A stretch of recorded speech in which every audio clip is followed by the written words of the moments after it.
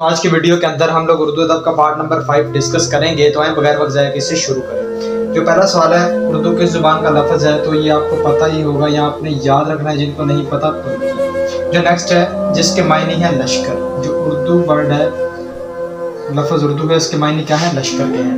उर्दू ज़ुबान के कुल हरूफ की तादाद क्या है? आपने याद रखना है 39 यानी कि 39। उर्दू का पहला सफ़रनामा कौन सा है? अजाई बातें फिरंग।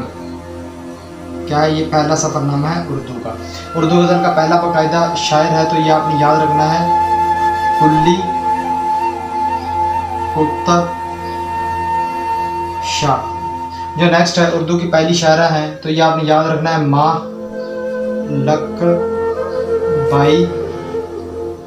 लकबाई चंदा।